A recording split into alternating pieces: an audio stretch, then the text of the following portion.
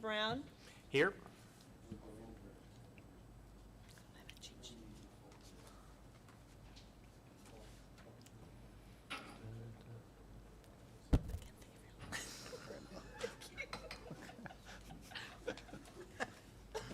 Just David's phone. We're missing Brandon. I know, it makes me nervous. I hate doing this. Randolph. Here. West. Here. Byer. Boers. Here. Bowman. Here. And Wilson. Here. All right, so we do have a quorum.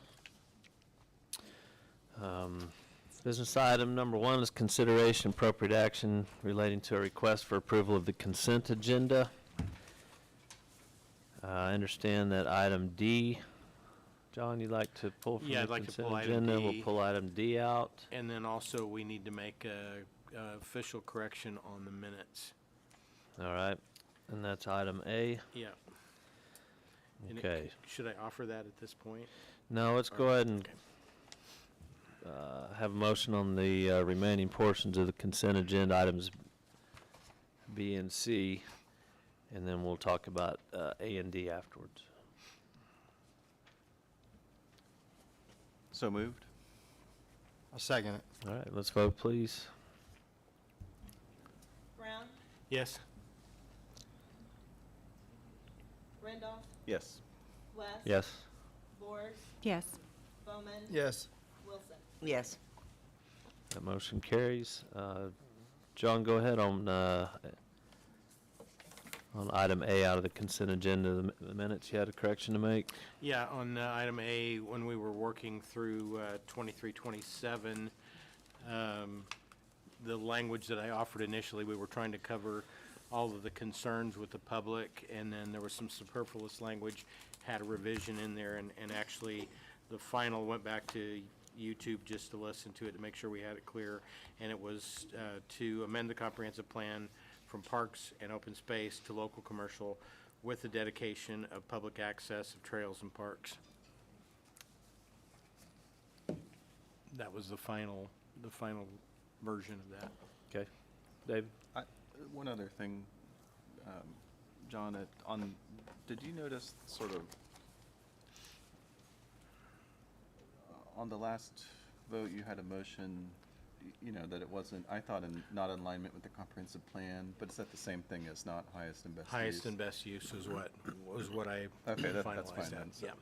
disregard my comment. Okay. Any other discussion on agenda item 1A? Nope. All right, so we need a motion to approve the change. Motion to approve the minutes as discussed and amended. Second. Let's vote, please. Brown. Yes? Randolph. Yes. West. Yes. Boers. Yes. Bowman. Yes. Wilson. Yes. Motion carries. And then planning commissioners discussion questions on item D in the consent agenda, which was a request to allow for a minor amendment regarding the sign size at the general location of Main Street and 7th Street. Yeah, so I asked to have item 1D pulled out for discussion. A couple of concerns that I had was emphasis that we had on 2376 MIC. It's in the Riverfront Tourism Commercial District. So tourism, of course, is talking about drawing business to the district. I wanted to make sure that we were fully conforming with the language of the UDO. Biggest concern that I have there is following the premise of ditto, did-ah, do it to one, do it to all. And it's a multi-tenant facility, and if we make exceptions to the sign, the area signage that would be approved within the UDO, if we're going to do it for them, what would that do then to the rest of the tenants? And I'm up for debate as to whether or not I've interpreted the language in the UDO correctly, but a couple of areas that stood out. I did agree with the measurements saying that the calculation, what was in the handout was 44 square feet. In the UDO, 16-7-2 calls for an aggregate area, and the additional area for secondary frontage street. If you're going to go over the area under the UDO, it says it should be to the secondary frontage. Under 16.7.5, talking about projection, the language that I have in the UDO said that the projection was limited to 6 inches, whereas the proposed application at one point shows extending out to 3 feet 10.5 inches. 16.7.5 under the number of signs limits limited to 1 sign per unit, but there's an exception for secondary signs. When I look at that, we have on the permanent signs, we've got dispensary on the west side, the north side. We also have a permanent affixed sign open 24/7. And if I'm looking at the strict language on that, that would be a secondary sign as well. So if we're limited to 2 signs, along with the proposed sign, that's going to be 5 signs, all would be illuminated. So if we're making an exception for this application, what would that do then for all the other tenants? So my view is that there's too much signage, and we need to make sure that we're conforming to the strict maximum area. And then also I did have a question too about illumination. Because the facility immediately adjacent to the east is mixed use with residential on the upper floors, residential or illumination standards near residential have a limitation at 10 p.m. to 7 a.m.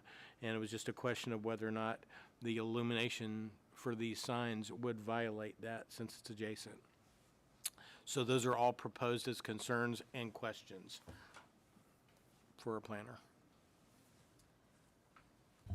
Thank you, Commissioner Brown. When the application came to us, my initial response was same as yours, no.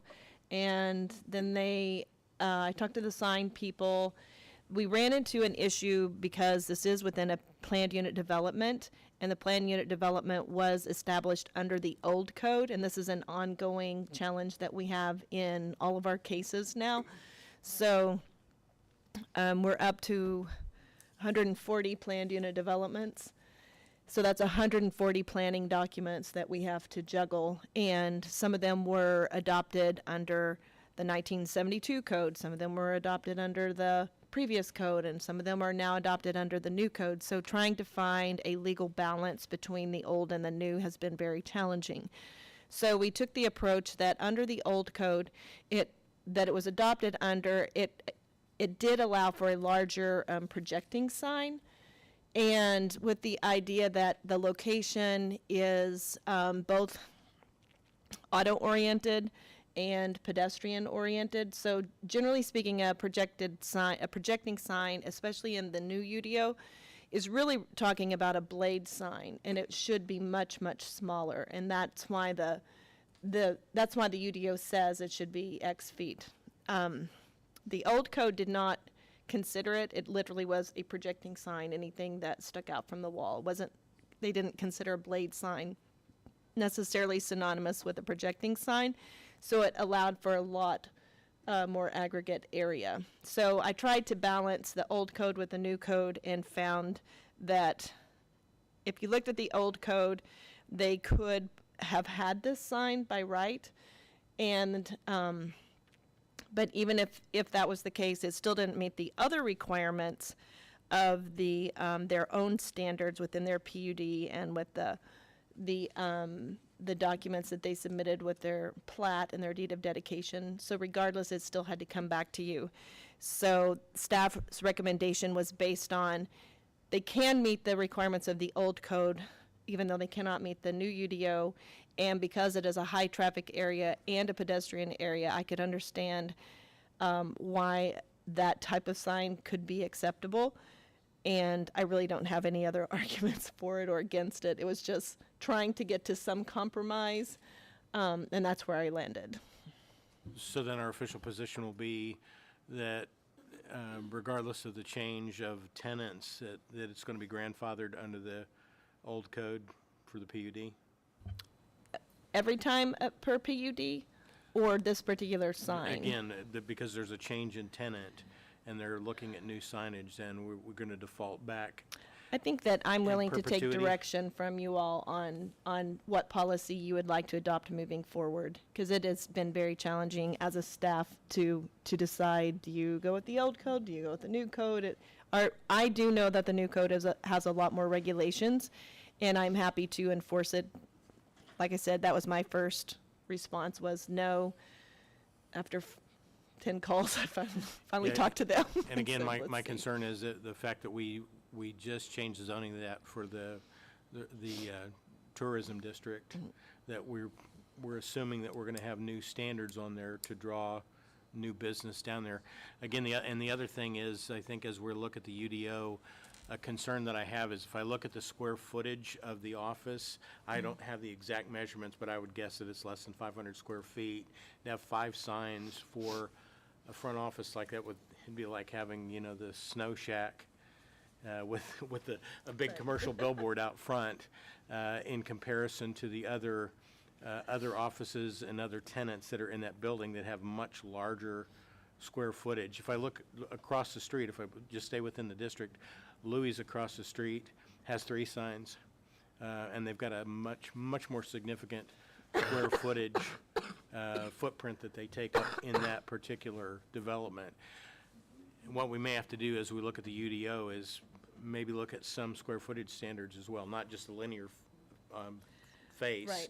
but how much tenant space do they have inside for a multi-tenant facility? But again, it's not in there now. So the only other option and I did suggest this to them, so I gave them the option, you can just ask straight up for an amendment for this specific sign, and it wouldn't apply to any of the other sign standards on the project. They would have to meet the code as submitted.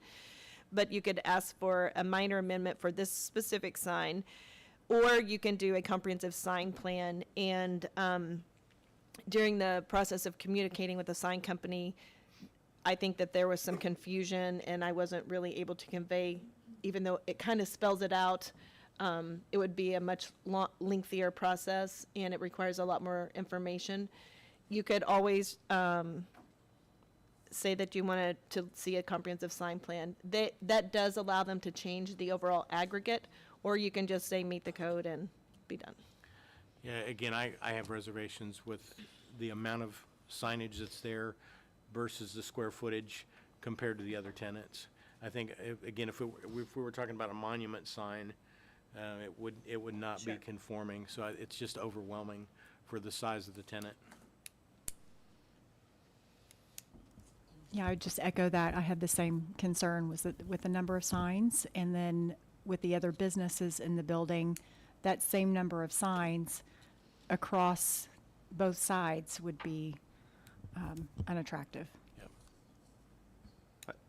I also don't like the city playing favorites to grant exceptions to some or try to live with all these old PUDs or whatever, Yeah, it's a so, lot. absent some special situation where it would call for it, and this doesn't really meet that in my mind. Sure. I sort of would, I see why you recommended this, but John, I think I agree with you, but for slightly different reasons is, we kind of need a consistent code going forward that, maybe there's some flexibility when needed, but I don't see this as it, but not weighing in anything artistically on the sign design. I'm not an artist or the type of business, but just in general.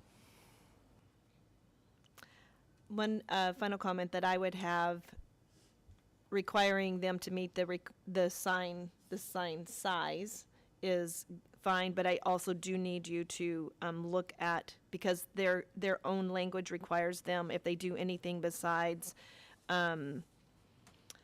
channel lettering, then they have to conform with, if they can't conform with what they've designed, then they have to come to the Planning Commission for approval. So the overall design and the neon light would require your approval in addition to the size. So in your motion, you can approve the size or the type of lighting, et cetera. So, or neither, it's up to you. Yeah, again, I think if I were to make a motion on it, I would say to reject the proposal as submitted and require strict conformance to the language that would be appropriate for the PUD.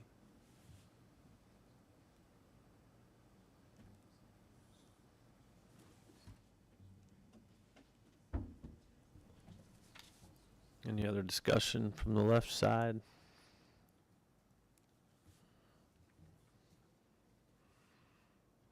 So, John, you were suggesting sticking with the original PUD, correct, and not enforcing the new UDO on this? And my preference really would be to The UDO. follow the UDO. Right. But strict conformance. If there is a provision where they can amend the language of the PUD, if they come back with an amendment to that, then we can look at it from that perspective. But in either case, it doesn't meet the UDO, and then based on what we've discussed, looks like it does not meet their original standards either. I think I would agree with that, John. I think there needs to be some standard, whether that's the original PUD or the new UDO. I agree with you, and I know it's difficult for Mrs. Hilton to try and weigh. Like you said, we've got 140 PUDs and a new UDO. You don't want to go through this for the rest of your career. All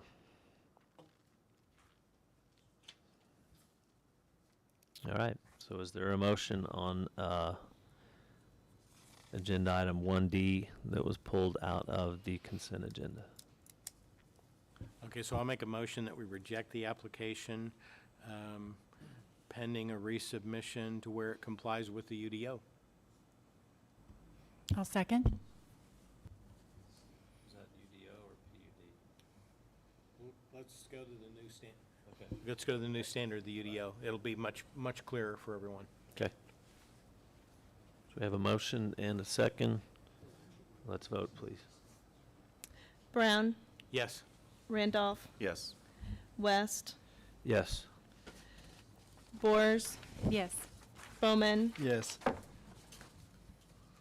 Wilson. Yes. We forget everyone at some point tonight. All right, so that takes care of agenda item number 2. We'll move on to item 3, which is JZ 23-686, request by Larry Harrison for a zone change from AG to CS at a general location of 6300 South Union Avenue. Mrs. Hilton.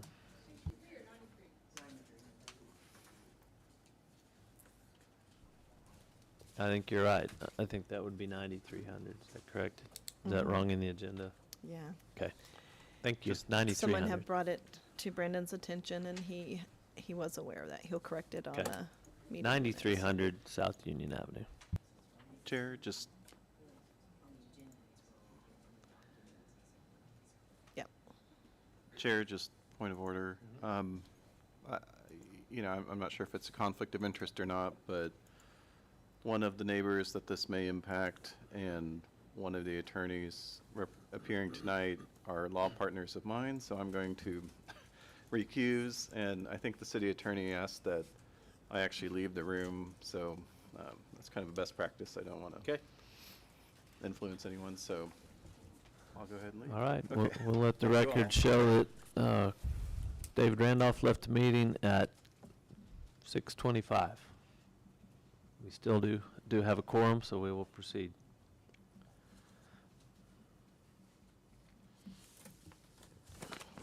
Thank you, Mr. Chair. This item is JZ 23-686. This is an application from Mr. and Mrs. Harrison. It's a request for a recommendation of approval of a zone change from ag to commercial shopping. The general location is Union Avenue. You can see it up there on the screen. I can try to get in a little bit closer.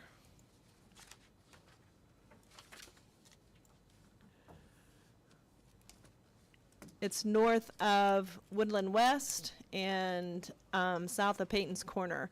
So, and it's west of Union. We recently, probably last year, maybe year and a half ago, we went through a rezoning for the parcel to the north of that.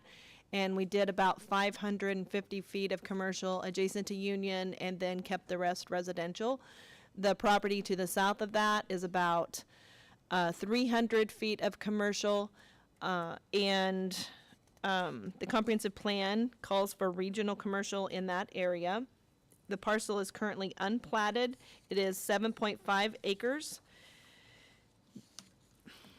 Staff believes the rezoning request is in alignment with the comprehensive plan, and platting would be a condition of approval for any commercial project. I've had multiple conversations with adjacent neighbors.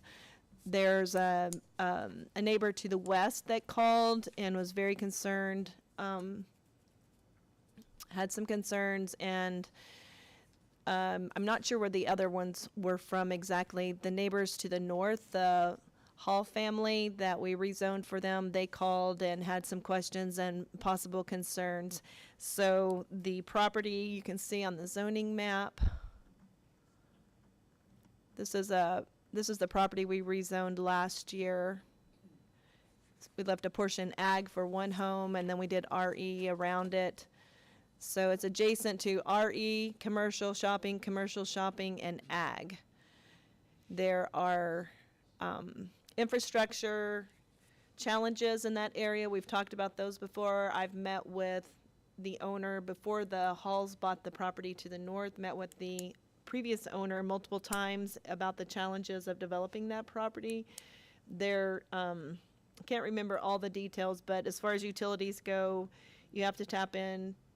It's a lot. There's no sewer, and you have to use Tulsa water and some other things. So for someone to really develop it as a commercial lot, they would have a very significant investment. So with that being said,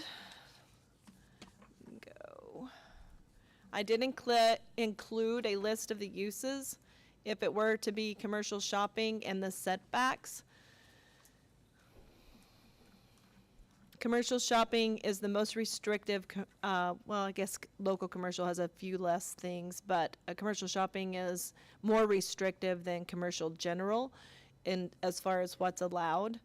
And that list of items that could be developed on that property are included in your packet. Do you have any other questions?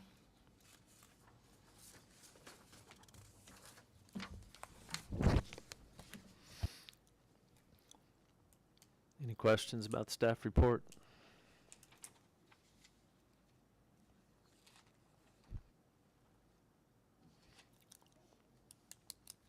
I see and hear none.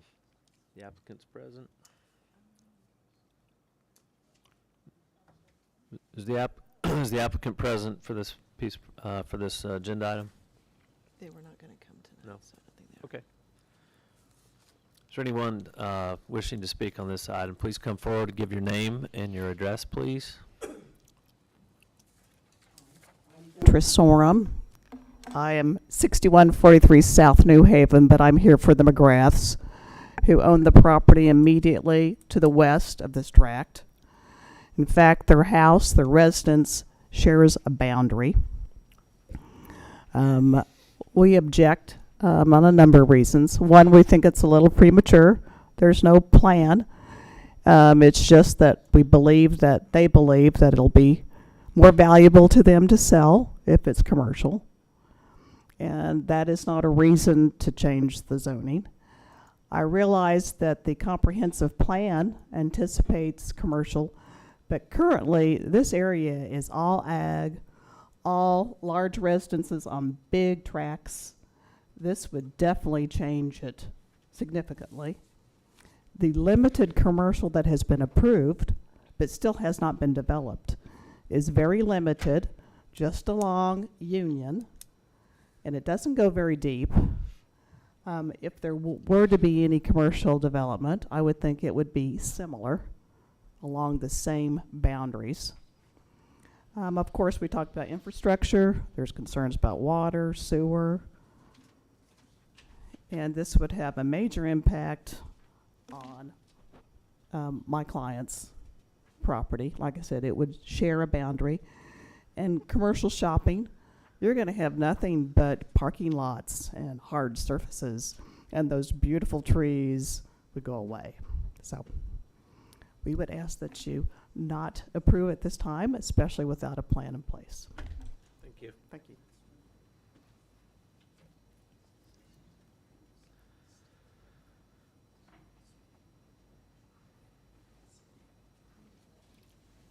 My name is Jane Dunner, 2320 West 92nd. I live 2 houses to the west of Carol McGrath. And I prepared my notes mostly for the other property you all had mentioned already with where the halls are. But I'd like to just mention part of what I'd prepared for that. In 2016, Arkansas Valley Petroleum wanted to build an oil storage hub on the northeast corner of 91st and Union. But the lack of sufficient water pressure was a factor in them nixing that, thank goodness. Per Carol McGrath, who lives just west of this development, they've had several issues with fluctuating water pressures, causing their pipes to break about a half a dozen times over the years. I was one of the people who spoke against that, as we didn't want a rather large industrial business like in West Tulsa in our residential area. So I would wish that you would not grant CS zoning to this today. Thank you. Thank you.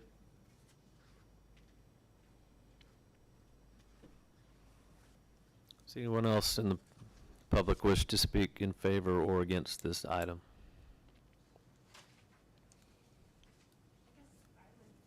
Yes, ma'am. I don't know my north and south. The neighbor in between Carol and Jane. And they had mentioned this. Can you give your address, please? Thank you. 9224 South Zenith Avenue. And your name? Juliet Bell. We also, our land is not very stable. You know, we've had so much more rain and stuff, so the land is changing. So we're getting a lot of sinkholes. And I would think with commercial, that would really raise that issue because, you know, as you're moving away, like resources such as trees and all the grass and stuff to hold the ground, we'll start to get lots more runoff. And that'll back up to our properties with the way that property is shaped. So I mean, that would really cause us tons of trouble and almost create, because it's already a marsh area kind of back there anyway. I would think that would really up the game for that. So I'd ask that you not grant that. Thank you. Thank you.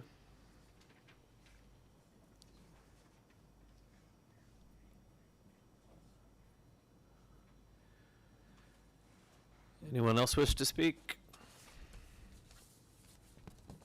Anyone else from the public wish to speak on this item?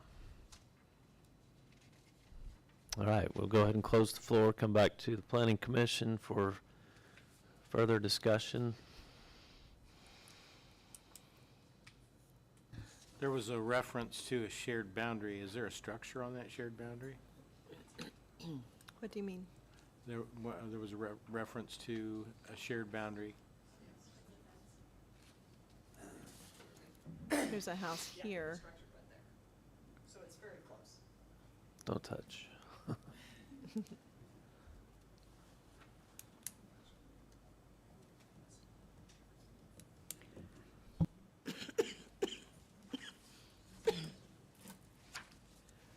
All right.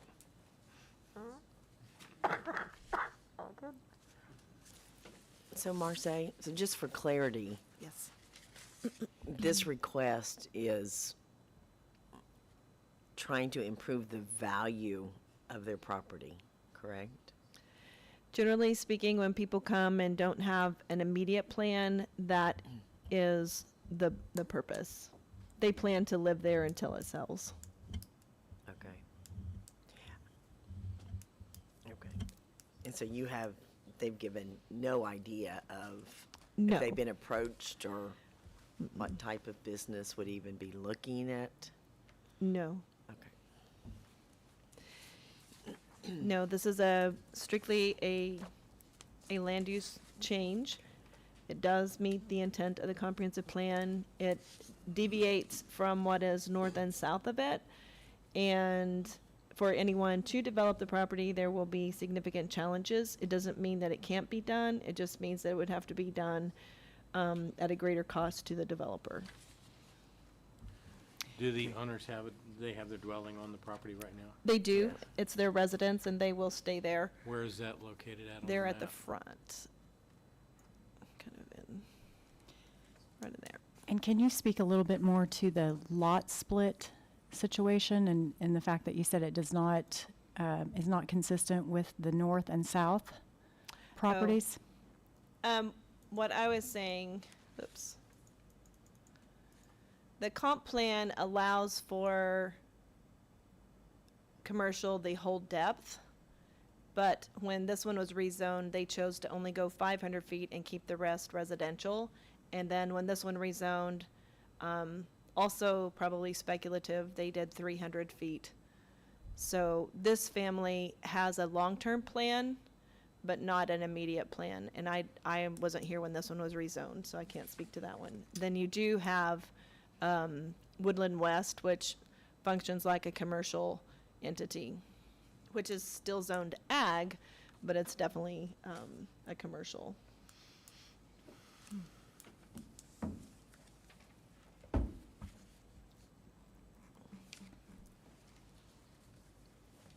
As far as I'll address the statement of a plan. If something is straight zoning, you would approve it without knowing the plan. We wouldn't have a plan conversation. The only time we have a plan conversation is if it's a planned unit development. And the whole point of updating the code was to get away from having individual planning documents for every piece of land in Jenks. So it wouldn't necessarily have a plan when it came back to you, if they even.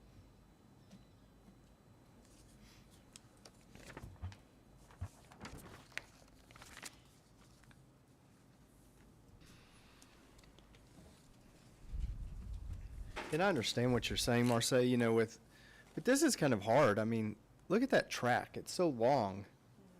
I mean, it would interfere with a lot, you know, and then that one to the south of it only did 300 feet, which probably makes more sense than the whole property being zoned commercial.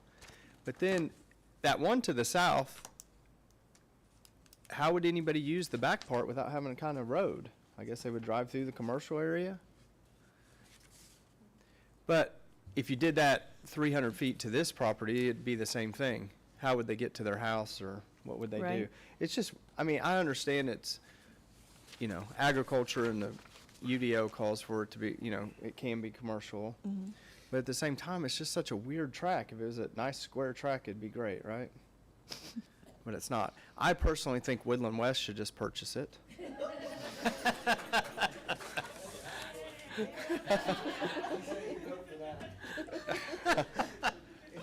But I only said that because they're in the room, but anyway.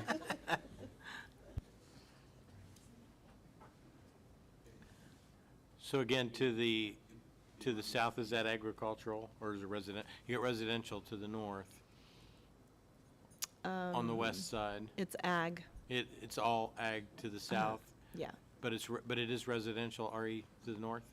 Yes, this is the one we rezoned. I Yeah. believe it was last year. If it wasn't last year, it was the end of the year before, so sometime in the last 18 months. And they knew going into it that they would eventually do commercial, but they also wanted to live out there as a family. Do we have the measurements on this tract?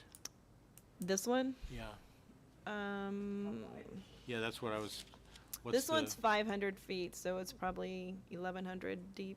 1,100 by 500 then? This one's 500 Oh, deep. that one's From 500. here to here is 500, 250 by 11. yeah. Yeah, so what's the north to south then? What about 300 then? This one is 300, so it's probably a about little less 300. than 300. Yeah, less than 300. Yeah, and I think from the comprehensive plan standpoint, the fact that it's on Union, yes, there's a value to having commercial shopping on Union, but on the deep end, developing it, I don't know how we could do that reasonably. We don't. We don't. It'd be nice if you could take the back and make it residential and make that whole part commercial. But we can't do that. It's not our property. It's not ours. Yeah. And we don't own it. That's true. That's up to the landowner and the potential developers, and if they can make it happen. Essentially, I mean, this is a piece of private property that's in the city of Jenks that the zoning that they're requesting does conform to the existing planning documents we have, so. I also see the concerns of making the entire thing commercial. I don't see the real benefit of it. However, you know, that's what they're asking for.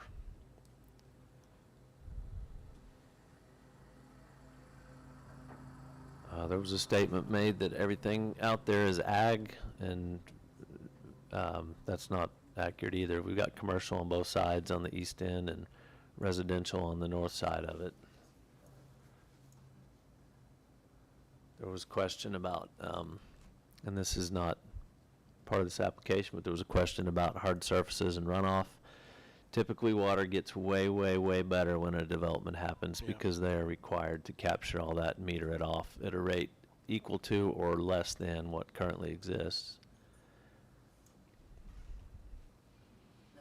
All right, we need to do,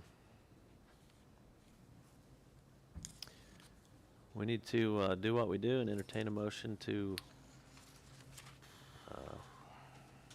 accept or deny this request. I just can't recall one we've done that's been total spec before without any perspective plan. I think we've done at least two since done I've been two? here. I think.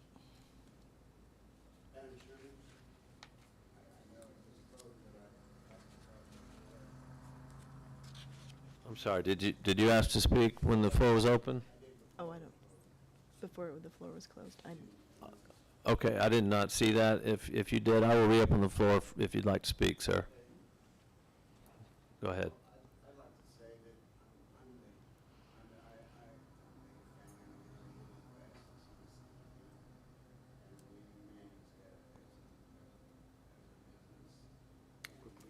Yeah, can we, is it possible to? Okay.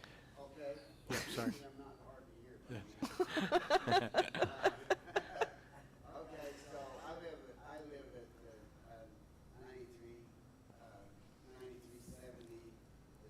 the hospital's 9360, and we down south of 96th Street, Main Street, James. And my son lives there on 12 acres at the junction of G Road and Highway 75. My idea is that they don't have any plans, as you stated, they're not here as clearly. And, I don't know, I would like to see you deny it on the basis that you don't know anything about it. So, I have no other particular, I just came here to see what's happening. But they have contacted me, I don't know if how many neighbors they contacted, nobody, and so you had to work with that. So I think because of the interest on their part, whoever they are, and, I'm surprised they're not here. I wouldn't be asking them to do anything.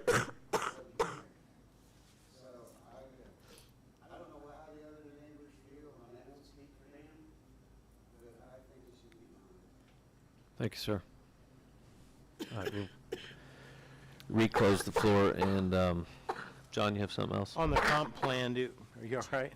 On the comp Sorry. plan, do we have defined how far west that would be consistent for? I believe the line is equal to this line all the way down. See the big swath?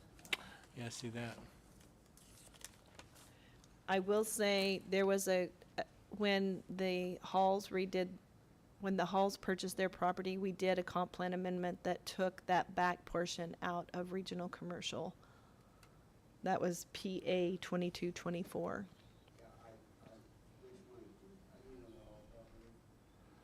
So their property, this over here, was removed from. So from that perspective, we reevaluated the comp plan based upon the site on the north.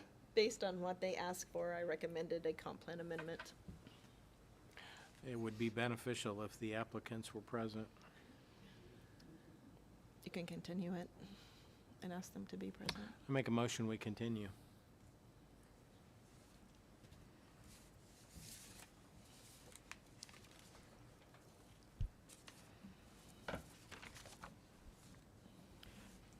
So your motion is to continue, right? Is that what you're saying, this? And it could die with the lack of second. Do we need a date for a continuance? No, okay. I'll make a second. We have a motion and a second to continue agenda item number 3. Let's vote, please. That's me. That's you. Brown, Yes. Boers, Yes. West, Yes. Wilson, Yes. Bowman. Yes. All right, and other business, Mrs. Hilton, we have planning updates, please. I do not have any planning updates. We are moving forward with lots of projects. We had a ribbon cutting today down by the river. I didn't make it there, but lots of exciting things happening in Jenks. For, in the pickle.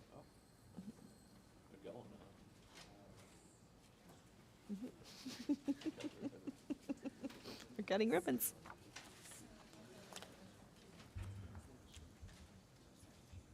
You wanna? It just goes to the next meeting. So I have a question with the traffic impact analysis. Are we adjourned? Yep, I'm going to go ahead and adjourn the meeting. Okay.